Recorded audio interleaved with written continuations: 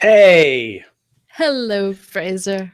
welcome back, Astronomy Casts, Casters, Castee. How's it going, Pamela?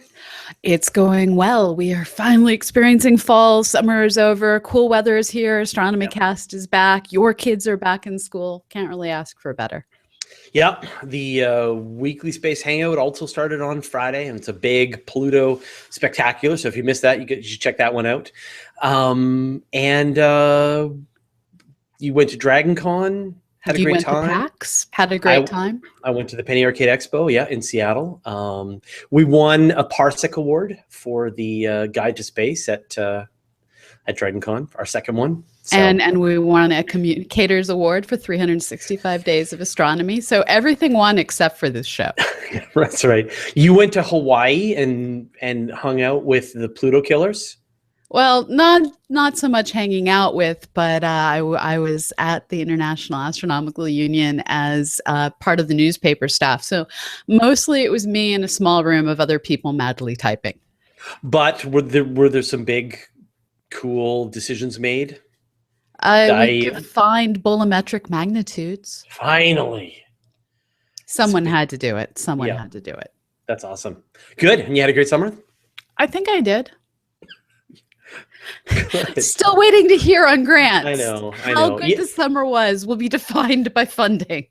Well, the funny thing, right, is that we take this break every summer for 2 months, the hiatus, and I think people just imagine that we just go and just hang out on a beach somewhere and just, I don't know, just sort of recuperate. But the reality is, I don't know about you, but my life just fills that void with a million other things to do. So yeah, I was pretty busy over the summer, but also got to do a lot of great trips and stuff with the kids. I mean, the big part is like when we do Astronomy Cast, right, and Space Hangout, I have to find good internet and a fast computer every Monday and Friday. And that's the hard part, is just tethering myself to the internet and not being able to kind of move around. So it was great to be able to take the time off. But I'm also really excited to get back.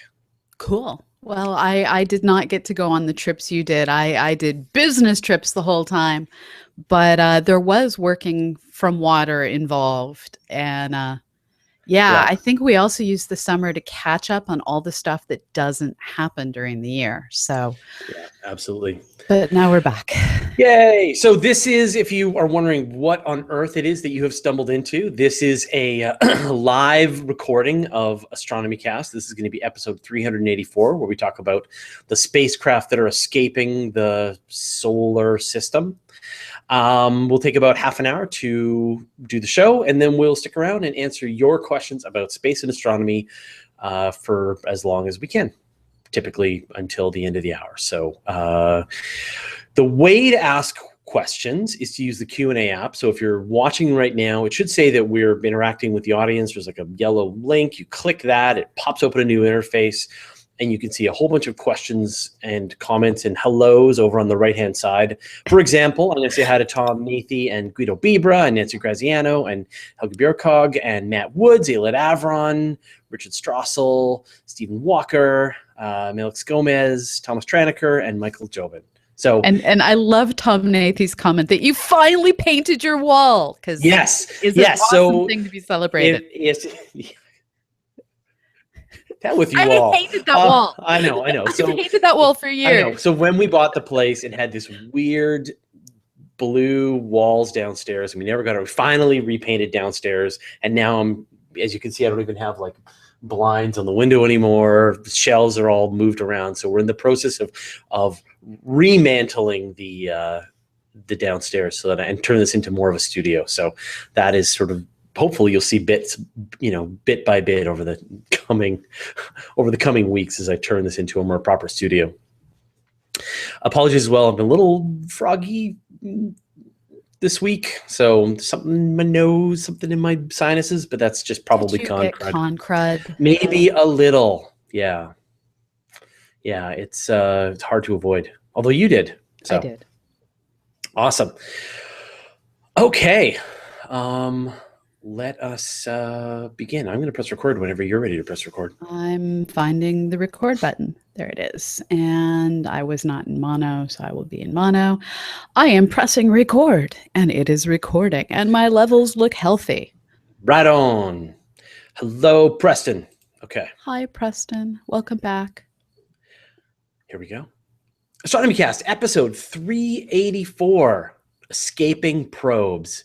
Welcome to Astronomy Cast, our weekly facts-based journey through the cosmos, where we'll help you understand not only what we know, but how we know what we know. My name is Fraser Cain. I'm the publisher of Universe Today, and with me is Dr. Pamela, a professor at Southern Illinois University, Edwardsville, and the director of CosmoQuest. Hey, Pamela, how you doing? I'm doing well. How are you doing, Fraser?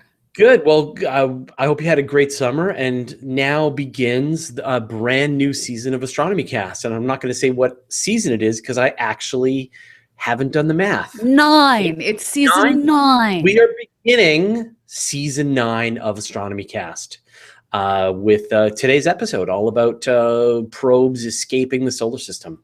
I hope you had a great summer.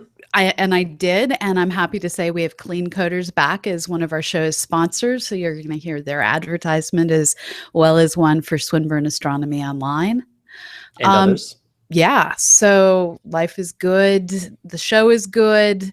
Still waiting to hear on grants, but that is the way of life. And you and I are back from Dragon Con and Penny Arcade, and we're ready to put out week after week of the show and keep science the hell out of this. Exactly. Do you have Martian fever? I do. I totally have Martian fever. I gotta say, I am so excited to see The Martian, and I've actually heard that some initial reviews have already come out, and apparently it's terrific. So, I am really looking forward to this movie. But a few interesting things happened over the summer. We won a Parsec Award for the Guide to Space, which is, of course, the video series that I do over on my Universe Today channel. So, if you haven't already, check that out. And we won a Communicators Award for 365 Days of Astronomy. So if you haven't checked that out, check that one out over on Astrosphere Vids, but really 365daysofastronomy.org because it's mostly audio. And I want to just remind everybody that we do these episodes of Astronomy Cast as a live video. So if you want to like hang out with us, all you have to do is go to the Astronomy Cast page on Google Plus, and you can see the upcoming events. We do the show for about 30 minutes, and then we actually stick around for another half hour and just answer your questions about space and astronomy. So if you want to have some questions answered, join us for the live portion of the show and put your questions in. And we don't have time necessarily to answer the stuff by email, but usually we have lots of time during the actual show to answer whatever questions pop up. So all right, let's get on with the show. So the gravity of the Earth is a tough thing to escape, but breaking free from the gravity of the sun is on a whole other level. Humans have achieved this amazing accomplishment, and right now there are several spacecraft leaving the solar system and never coming back. All right, Pamela, so I'm trying to think here. So let's talk about escape velocity for a little bit first. Okay. What is involved to escape the gravity of a thing? Well, first of all, it's basically an energy thing. We don't think of it that way, but that's where the equations come out. You have a certain amount of potential energy from an object's gravitational pull, and that energy wants to be used to suck you into the center of mass of whatever thing is pulling on you. Now, the other thing you have is the kinetic energy that is associated with your motion. So in order for you to escape something, you need to have your kinetic energy that's carrying you forward balance out that potential energy that's trying to suck you down. Now, exactly how much energy is required depends on the distance between two objects. So as you get further and further and further away from an object, you can go slower and still escape. This is why it's easier to escape the Earth if you start out at the International Space Station, and why if you compressed the sun down to 3 centimeters across and made it a black hole, you could never get away, but you can fly away from the sun the way it is right now. Right. And so when we consider all of the spacecraft that are leaving the Earth, right, they launch off the surface of the planet, they get up into Earth orbit. So they're still trapped by the Earth. And then if they want to escape the Earth's orbit, they have to kick in extra velocity to overcome that gravitational potential, right? Right.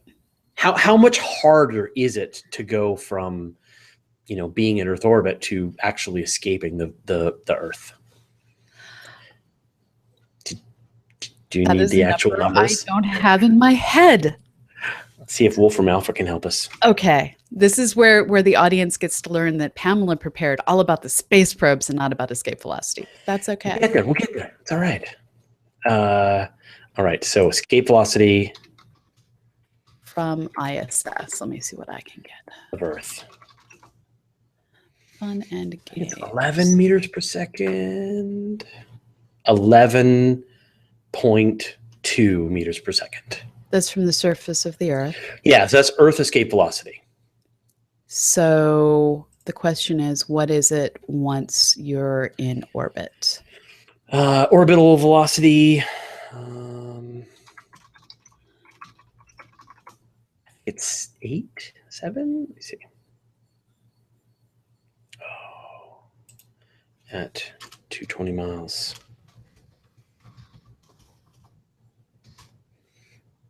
Man, because then I'm going to ask you what the escape velocity of the solar system is. Yeah, that I had Googled. Okay, good.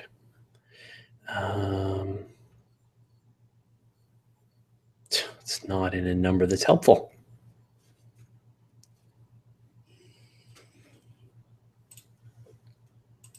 So, for an actual escape orbit, a spacecraft is first placed in low Earth orbit, and then the escape velocity at that altitude, which is 10.9 kilometers per second. Okay, I got it. So 10.9 is orbital velocity, 11.2 is escape velocity. Yeah, and the difference between orbit and escape is 8 kilometers per second. Okay, welcome to seeing the sausage get made. What? Wait a second, what? What was the orbital velocity is what? The difference between, the difference between the two is 3 kilometers per second. I did the math backwards. Yeah, all right. Okay. Elon Havron says, I can give you the number in Kerbal Space Program. I bet. I think I know it too. Yeah. It's like 80. Anyway. Yeah. Okay, rephrase your question. We're so sorry, Preston. Okay. We're so sorry. We suck. All right, so my question is, how much harder is it to go from just getting up into orbit to then being able to actually escape the gravity of the Earth? So if you wanted to go from the surface of the planet to far, far away, not escaping the sun, but escaping the Earth, you need to be going a little over 11 kilometers per second.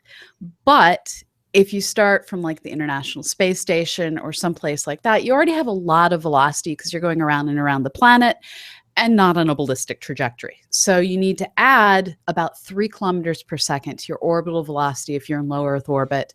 And that extra 3 kilometers per second will allow you to fly away. So once you get to orbit, you don't have to accelerate nearly as much in order to escape our planet. And for those of you playing the Kerbal Space Program, right, that's the point when you stop having that nice, orbit around Kerbin, and then you can actually see that your orbit has changed to now you're orbiting the sun, just like the rest of the planets.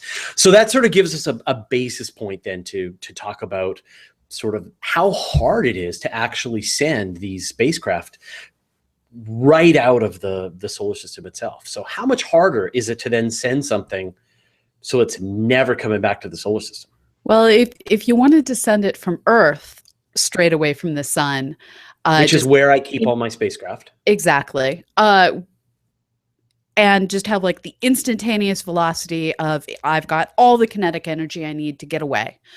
You're looking at about 42 kilometers per second, which is kind of faster than anything we've built so far. So what we currently do is we aim towards a planet, pick a planet, and gravitational assistance helps us get there, adds a little bit of velocity.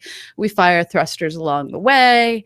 And through this combination of steady acceleration and gravitational boosts whenever we can get them. We creep our way up so that we can eventually escape. Because once you start getting out to like Saturn, at Saturn, the velocity you need to escape the sun is just about 14 kilometers per second. So it drops rather quickly. Right, I see. So as you kind of leapfrog your way from planet to planet and you get yourself out further away from the sun, the amount of velocity that you need to be able to escape the solar system comes down as you've gotten further and further out.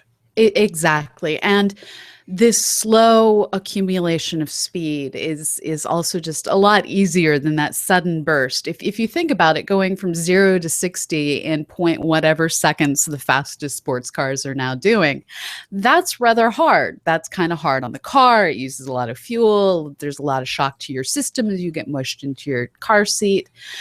But if, like I do in my ancient Jeep Wrangler, you gradually accelerate from 0 to 60 over a distance that annoys everyone around you. This is a more steady process. It doesn't require quite as much gas, even in my ancient Jeep Wrangler. And a similar approach is used with spacecraft. It's slow and steady, gets faster with fewer things broken. Yeah. Okay, great. So then what spacecraft have we managed, and by we, of course, I mean scientists, NASA, managed to be able to send on a trajectory that's going to have them leave the solar system entirely? So we have 5 spacecraft that are in the process of doing this. Pioneer 1, Pioneer 2, Voyager 1, actually Pioneer 10, Pioneer 11, Voyager 1, Voyager 2, and of course the New Horizons space probe. The most recent spacecraft kicked out of the solar system.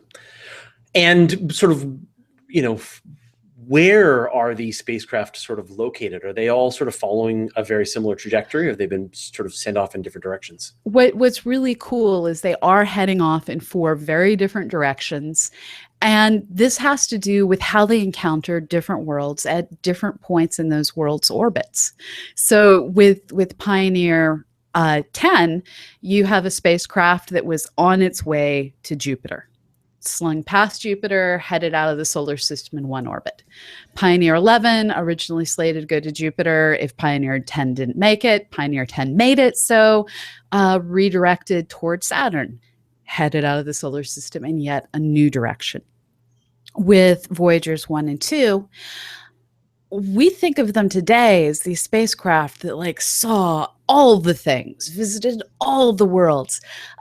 But that wasn't how they were originally budgeted.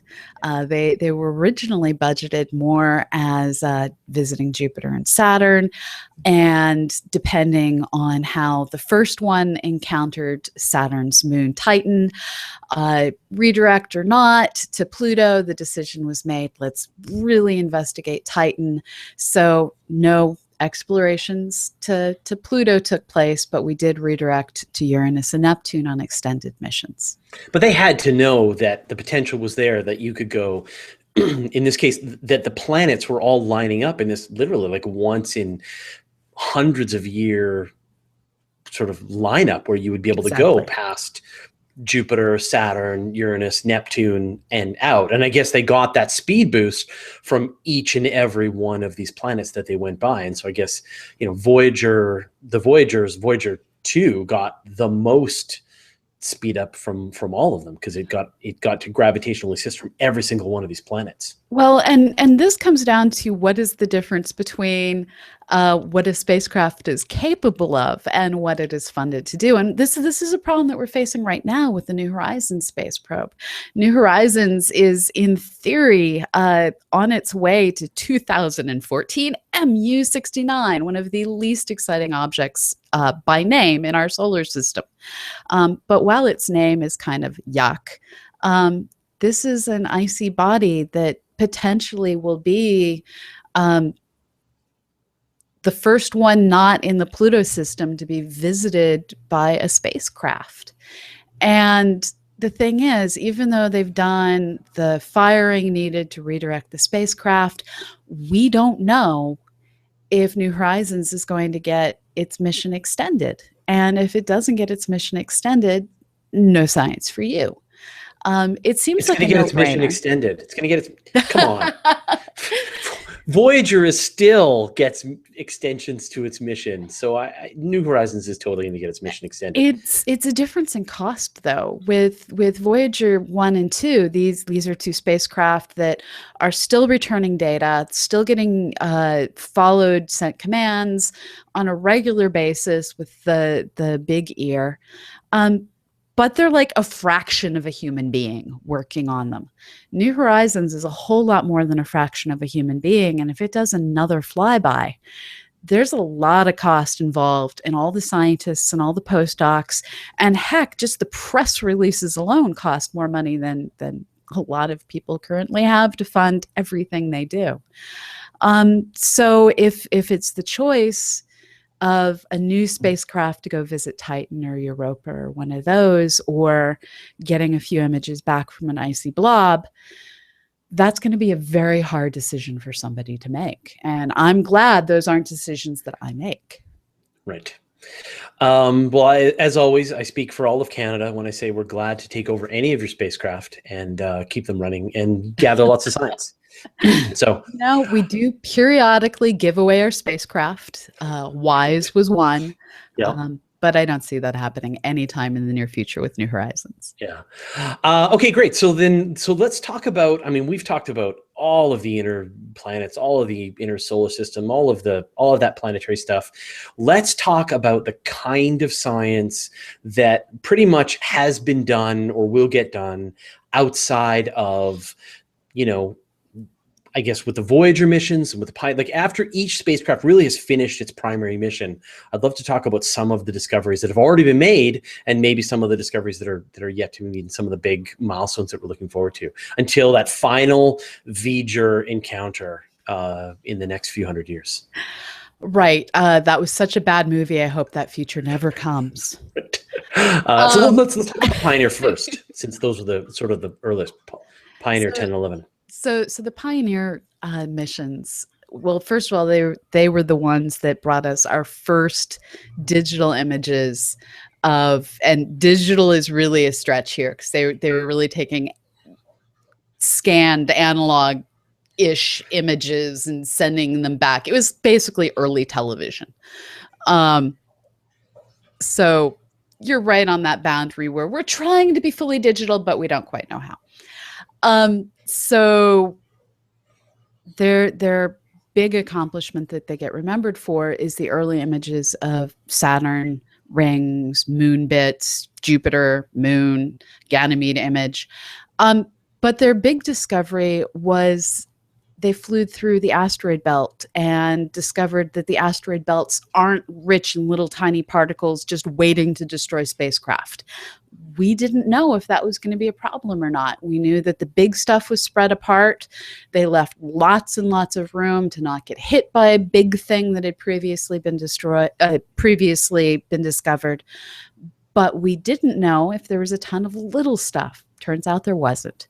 They also went on to make major measurements of interstellars pushing it within our solar system, gas and dust and cosmic rays coming from beyond our solar system. They were the ones that helped us understand the density of everything out there. Right. And so once they wrapped up their flyby of Jupiter and Saturn, yeah, but they still were doing science. And I think one of the big ones, of course, is this idea of the Pioneer anomaly, right? Well, the Pioneer anomaly is one of those things that they weren't really designed to measure, you might say. Yeah. While you're out there, discover a new mystery, uncover a new mystery, and then help us solve it. And so the Pioneer anomaly, I think we did an entire show on that. We did a whole show on the Pioneer anomaly, but just the quick version. It's the quick version is their rate of travel didn't quite meet with what we expected, and we can tell this based on how long it takes signals to go back and forth. And so this essentially anomaly to their trajectory took a long time to figure out. and had a whole lot of possible explanations. And the annoying thing was, it wasn't just Pioneer 10 and 11 that had this anomaly. It was also the Voyager missions, but in slightly different ways. Go listen to the show we did on it. Yeah. What else did Pioneer discover while they were out there? Oh, my dog wants out. I have to go let the dog out. Back in 1 second. This is a new problem. Fraser got his dog last spring, and there's actually two of them, elder dogs, and apparently slightly yappy. Did I just reward the dog for being a bad dog? I don't know. You did. Dogs. Yes, you did. I know. You need to get your dogs on a schedule. Anyway, not my problem. Let us move on. So, sorry, Preston.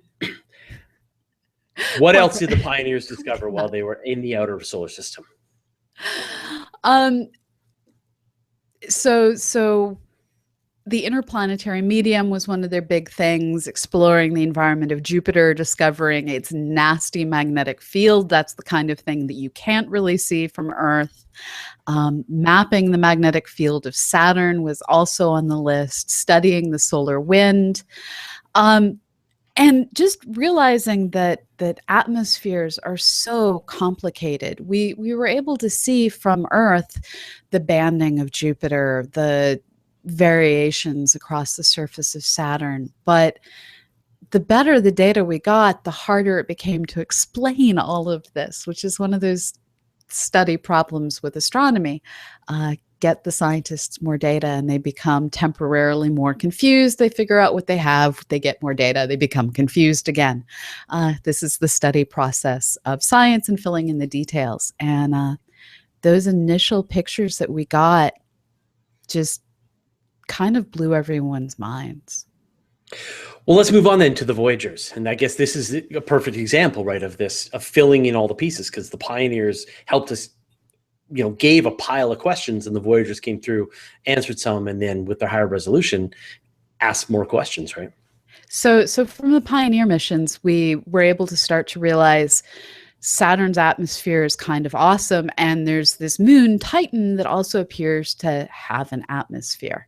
So with Voyager 1, there was a whole lot of emphasis put on the Titan flyby. In fact, the Titan flyby that Voyager 1 did was the reason that Pluto wasn't initially explored on this first tour through the solar system.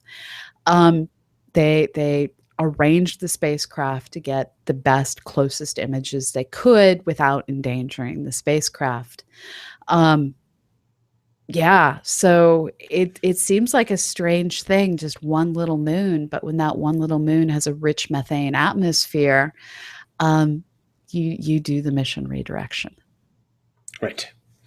And of course, with Cassini after, they put a lot of emphasis on Titan, keep coming back to it again and again and again, and seeing all these amazing further details, lakes of liquid methane and rain and weather systems and all that kind of stuff. And so it's that same conversation, right? I mean, they have an inkling of what's going on, and then they bring another spacecraft around to take another look.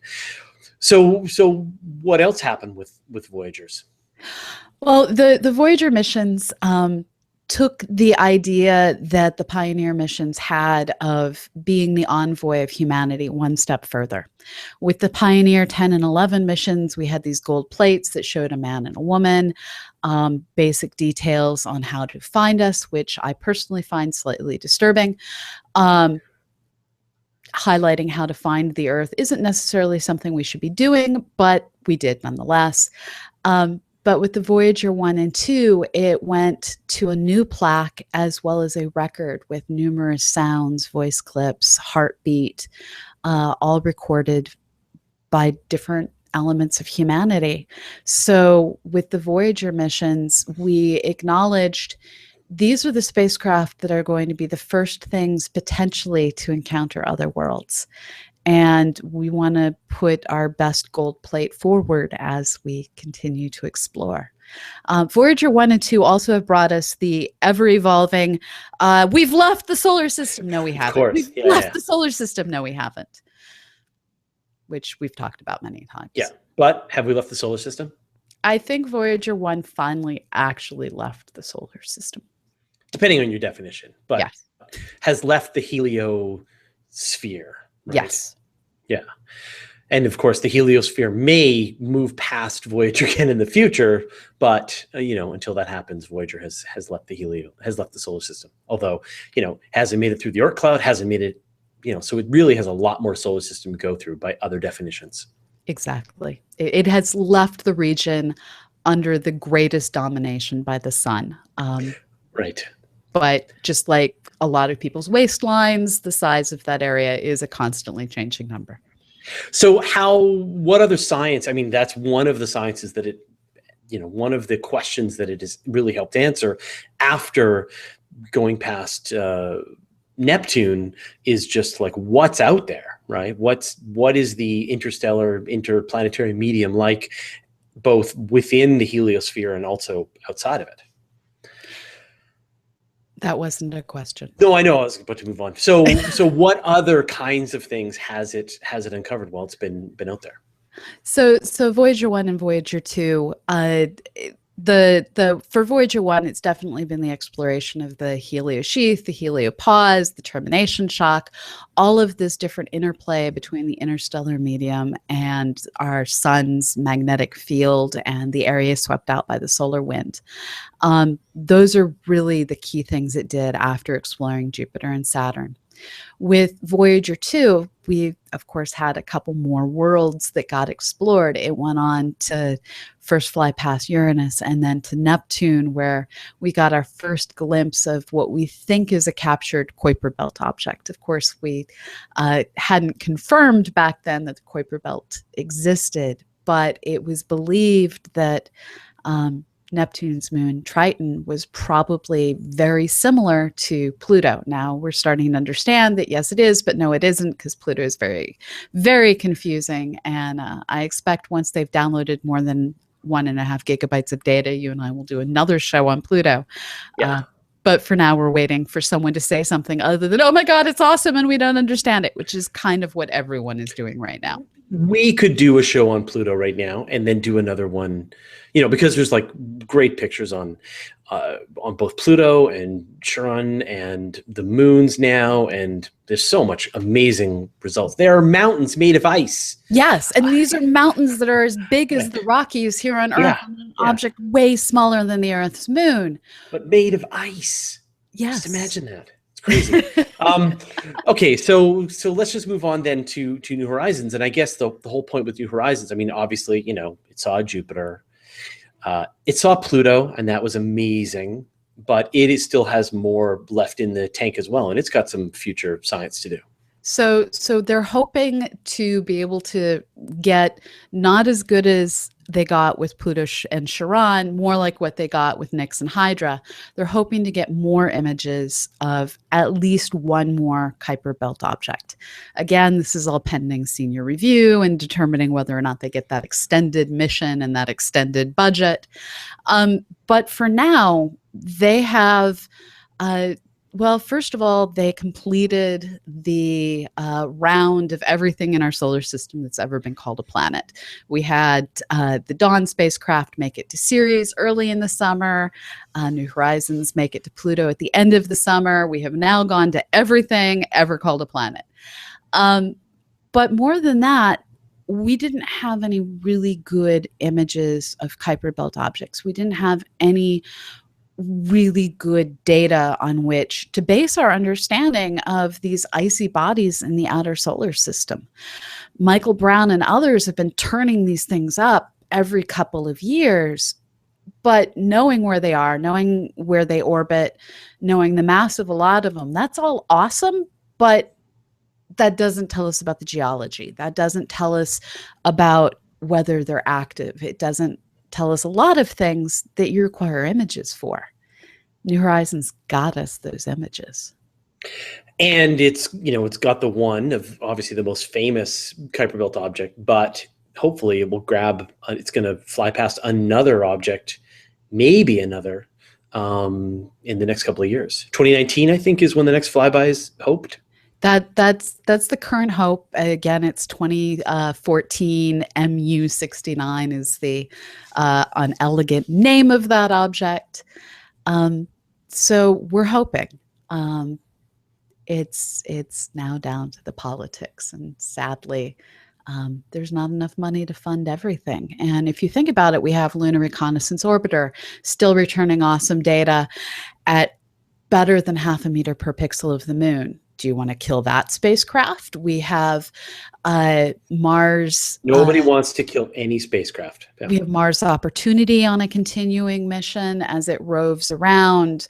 We have all of the orbiters around Mars. We have an entire series of spacecraft to cover, most of them heading off into extended missions, and something has to die. And we know it's going to be Hubble as part of it, but what else is going to die? That's the question.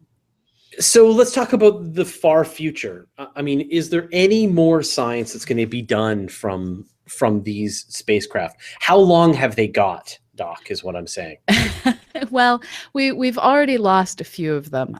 Pioneer 10 was lost in 2003, which, if you think about it, this is a spacecraft launched before either of us were born, and it kept going until 2003. So that's pretty exciting. Pioneer 11, last contact in 1995.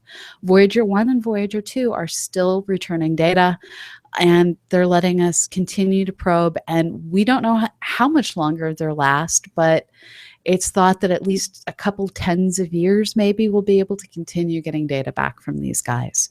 Again, this is like less than one person worth of time. Mostly it's money to do the big ear measurements. But that's pretty awesome. And again, New Horizons, we have no idea how long that spacecraft will last. It again has this radioisotope thermal generator. So it can last a long, long time.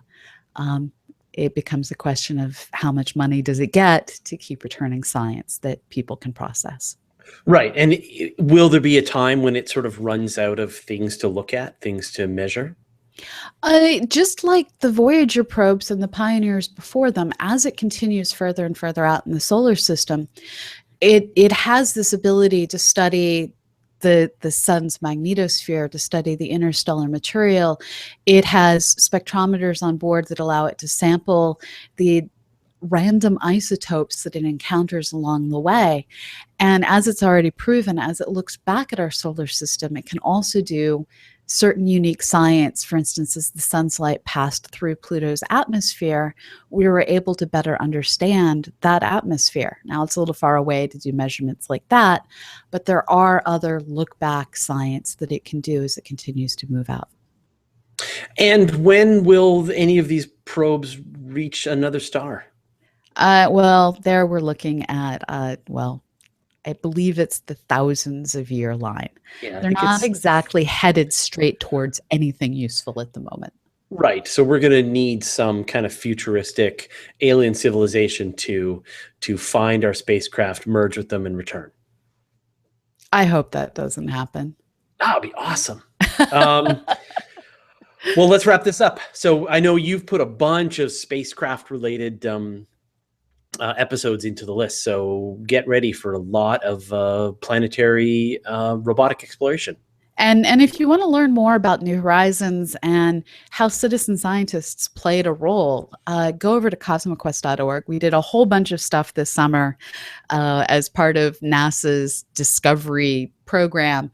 And we also collected some of the best memes that came out of Pluto, because people got very bored waiting to find out if New Horizons had lived or died. And all that boredom got channeled into memification of all the things. That is awesome. Awesome. Okay. Well, thanks, Pamela. Thanks, Fraser. Stop it. Save it.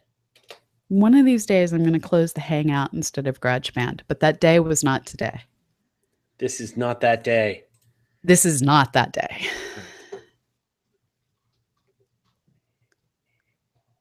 Quit. Okay. I'm gonna export. Scrolling. Hello, Fraser's dog from Matt Woods. Yes, my bad dogs. So Tom Van Scoter asks, are these spacecraft in Greater danger from cosmic rays once they escape the influence and protection of the sun. Yes, yes, they are. But at this point, even if they do die a brutal cosmic ray death, that's science. We have had, I forget which of the Voyagers had, I want to say segment faults a few years ago that they had to figure out how to switch over to a different computer system. So they have had to deal with these issues over the years, over the decades at this problem. I'm uploading my file. I apologize. Okay. Will Idoni says, thumbs up for the bad idea of giving away our location thing.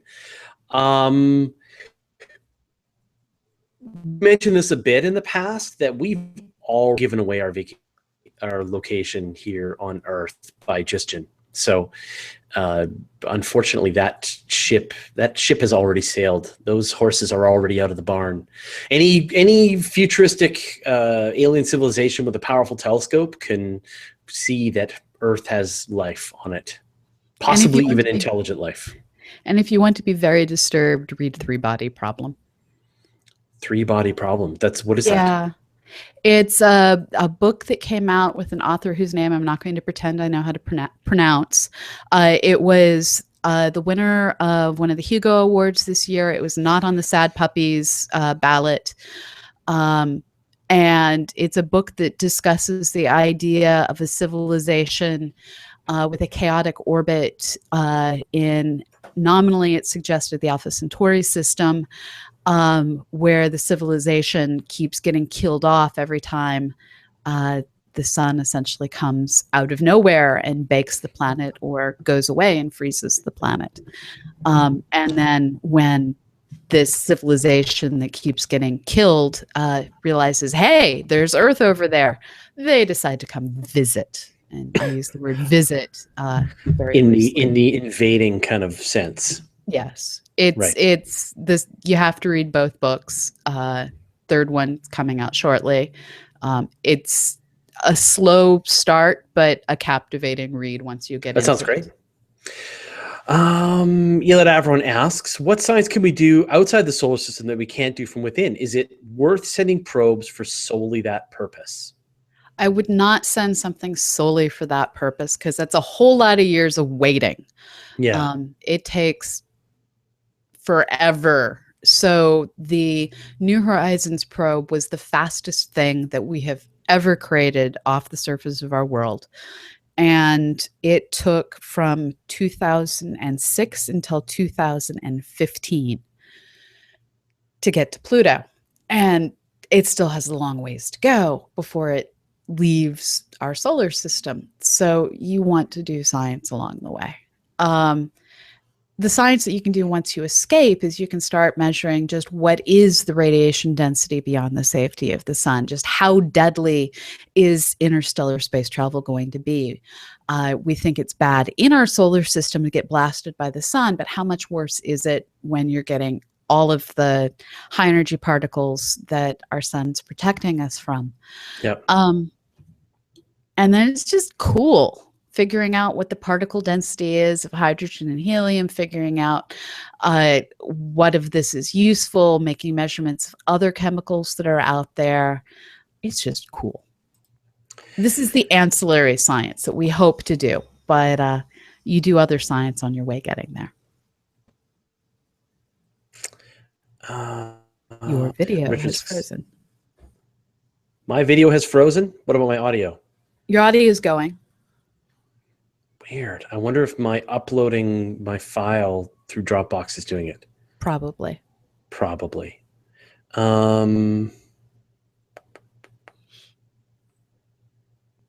That's all right. We can hear you. Okay. I'm just trying to... Oh, there you go. It's by Kixin Liu. Okay. All right. Sorry, there's a lot of questions piling in here. Okay, so I guess this is, so Richard Strassel wants to know, are there any future probes proposed to leave the solar system? So is there anything else that's in the works that's going to be leaving? Not that I know of. Everything that I can think of is a planned orbiter. So like Juno is get there and orbit. Yeah. Even, yeah, all the stuff for Saturn, all the stuff for Europa, all that is orbiters. And then Richard would also like to know when any of the probes encounter a machine race, become sentient, and then return to merge with its creator. Yes. At least 2 of the 5 missions will encounter a machine race, become sentient, and return to merge with its creator. Maybe 3. Matt Woods wants to know, when is Voyager 1 going to hit the Oort cloud? Oort cloud, I want to say, is at about 500 AU, and it's currently around 100 AU, so not while we're alive. Not while we're alive. Okay. Joe Richel asks, Reichel, any plans for Oort cloud studies? Again, it just takes too long to get there from here.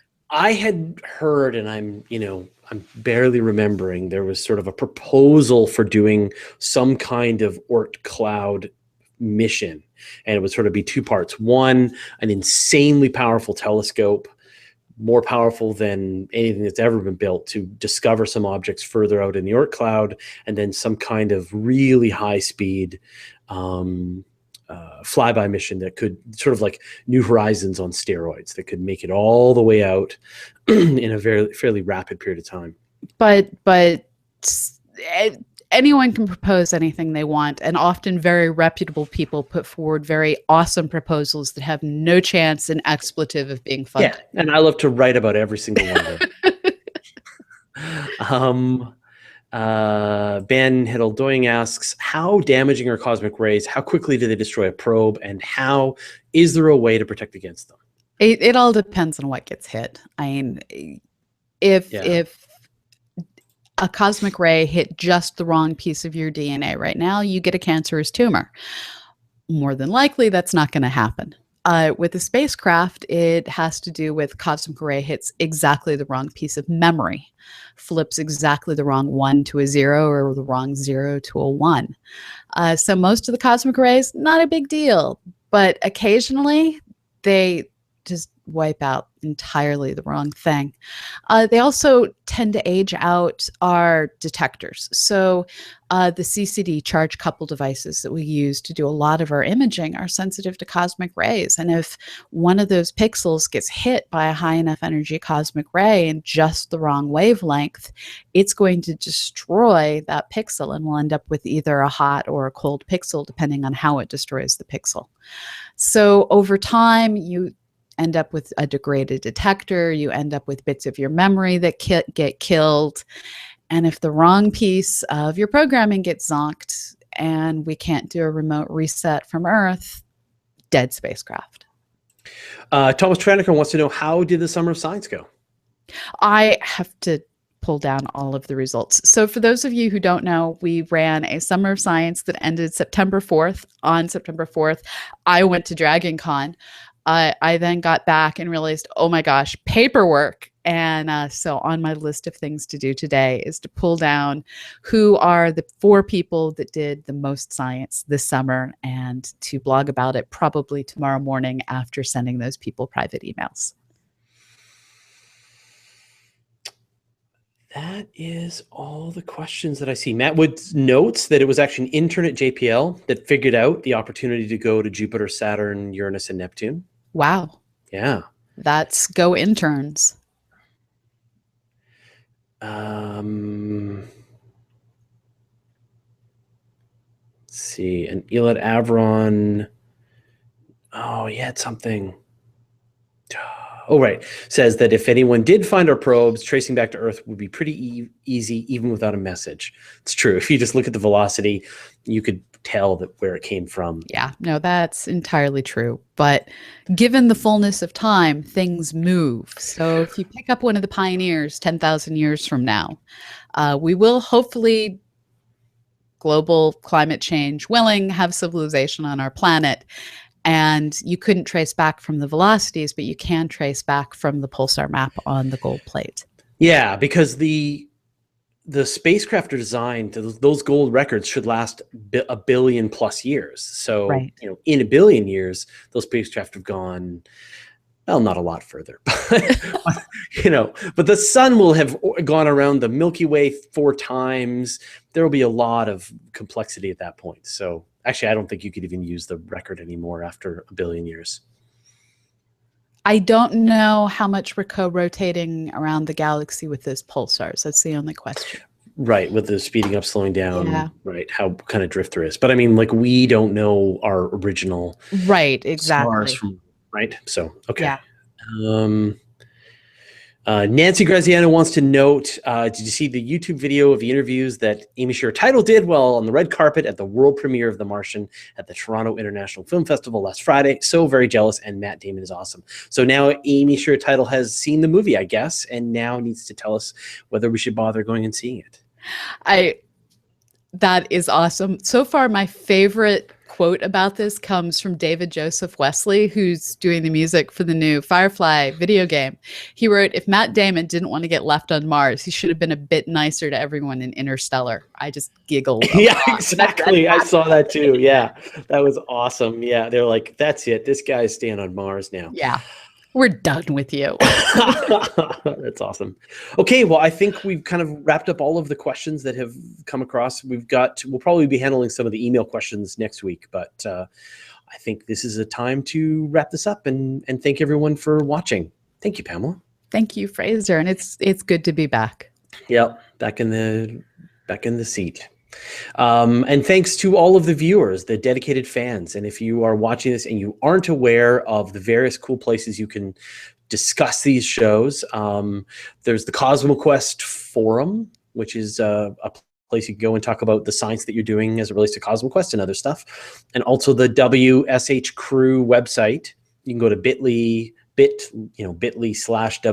Crew, and they've actually created a website now. They are busy people, but it's a community on Google Plus that you can go and join and discuss this show and other shows, all the stuff that we do through CosmoQuest. So I highly recommend both of those as great communities to go to.